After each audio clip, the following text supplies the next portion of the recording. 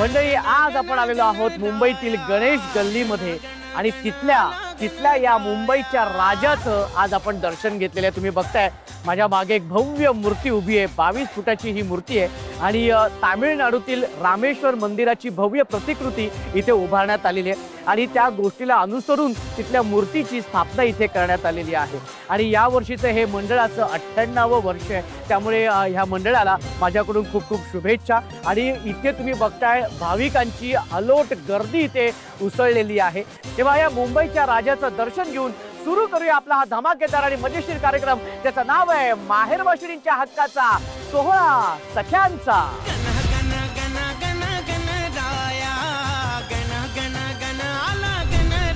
गणपती बाप्पा मंगल मूर्ती। माझं नाव रसिका मेहेंदळे बेडेकर।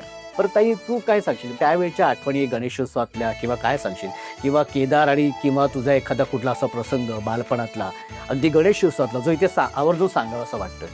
खरं ना, हे डेकोरेशन उभं करणं हे इतकं आनंददायी असायचं। म्हणजे माझी काकू ही आम्हाला एक क्लू द्यायची किंवा आयडिया द्यायची आणि मग ते आम्ही उभं करायचं आणि त्याच्यात आम्ही सगळ्यांचा त्याच्यात सहभाग असायचा। त्यामुळे खूप मजा येते। म्हणजे प्रत्येक फोटोशी निगडीत आठवण आहे।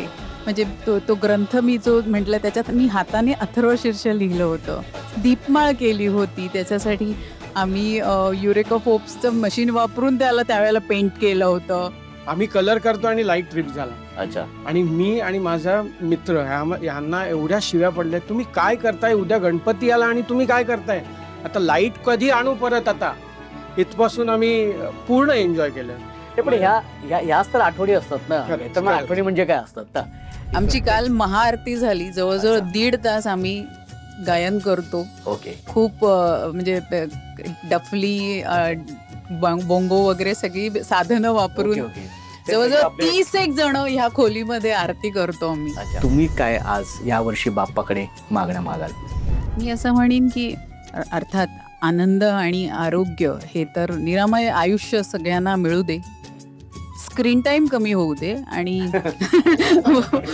वास्तव जगातनं म्हणजे प्रत्यक्ष भेटीगाठी आणि संवाद वाढू दे। वा, खूप सुंदर, काय मस्त, खूप सुंदर बोलली असतो ताई। आणि ह्या फार गरजेचे आत्ताच्या काळामध्ये। माहेरच्या गप्पा तर झालेल्या आहेत, पण आता आपल्या ह्याच परिवारातल्या ताई इथे आलेल्या आहेत, त्यांच्यावर आपण एक खेळ खेळणार आहोत। तर मी तुम्हाला एक वाक्य देणार आहे, ते वाक्य तुम्ही पटापटा बोलून दाखवायचे, पण वेगवेगळ्या मूडमध्ये। अत्यंत सोपं वाक्य असं आहे, लाडू चिकटल्या टाळूला, बाळूला लाडू आवडला। लाडू चिकटल्या टाळूला, बाळूला लाडू आवडला। हे वाक्य ना, हे वाक्य लाजत बोलायचं। हा, बरं, भाऊजी तर मागेच उभे आहेत, म्हणजे जास्त लाजायला पाहिजे। हा, अहो, लाडू चिकटला टाळूला, बाळूला लाडू आवडला। सांगा ना लाजायला ताईला। आता लाज ना। ऐकतं नवऱ्याचं। बरं, हे लाजताना पण ओढून सांगतात। अहो, लाडू चिकटला टाळूला, बाळूला लाडू आवडला। ताई, आता हेच वाक्य, लाडू चिकटला टाळूला, बाळूला लाडू आवडला, हे वाक्य गात बोलायचं। लाडू चिकटला टाळूला, बाळूला लाडू आवडला। लाडू चिकटला टाळूला, बाळूला लाडू आवडला। चिकटला टाळूला, बाळूला लाडू आवडला। क्या बात आहे। हो, हे वाक्य हसत बोलायचंय, हसत। हा, अरे बापरे। लाडू चिकटला टाळूला, बाळूला लाडू आवडला। त्या बात, एकदा जोरदार टाळ्या।